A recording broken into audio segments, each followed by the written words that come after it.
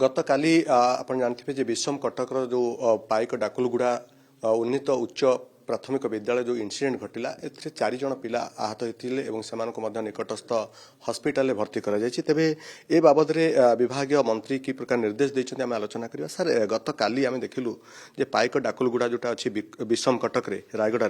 से चार जन पिला आउ जन सहपाठी जो भाव में थिनेट पकईदे से पोड़ी जाइए भी हॉस्पिटलाइज कराई पिलामानकु एबे सर पिला अवस्था केमती अच्छी ए बाबद विभाग पक्षर की पदक्षेप नि जाउछि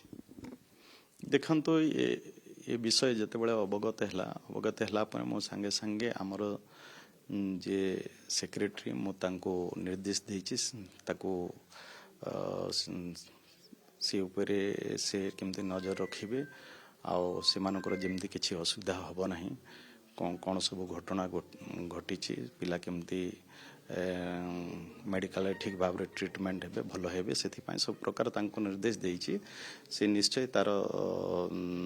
से उपरे से नजर रखिछंती एवं किछि जेमती पिला मानकर न हबो से निश्चय विभाग तापाय व्यवस्था करी छोट पिला थिनेट कोठु आनले थिनेट सेठी केमती आसिला आ बाबद किछि अनुध्यान करा बा तदंत करा निश्चय ये जहाँ घटना घटी से उपरे आमे निश्चय तदंत करिवो तदंतर जहाँ बाहर से अनुसार आमे कार्यानुष्ठान ग्रहण करिवो स्कूल प्रधान शिक्षक सहित आलोचना बा स्थानीय पुलिस ए बाबद कौन पदक्षेप नौछन देखो आमे लेट नाइट रे ये विषय रे अवगत है मो सेक्रेटरी को सांगे सांगे कही सेक्रेटरी ये सब विषय को अनुध्यान करुछंती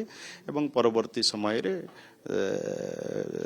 कौन करा जाई पारे अनुध्यान कला परे तदंतर कौन बाहरुछि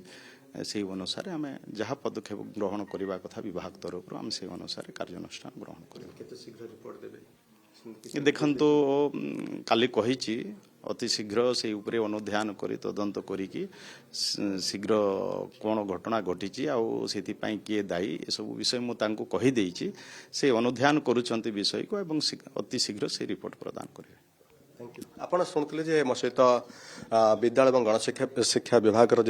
विभाग मंत्री अच्छा विस्तृत भाव में कहते जे पाइक डाकुलगुड़ा स्कूल जो भाई अभावन घटना घटला जी भी संपृक्त था ना कहीं जार त्रुटि था ना कहीं विरुद्ध में अनुध्यान पर विभाग अनुध्यान करने जहाँ कार्यानुष्ठान निया कथा दरकार पड़े ताकि भुवनेश्वर कैमेरा पर्सन प्रभात सिन्हा रश्मि रंजन दास OTV।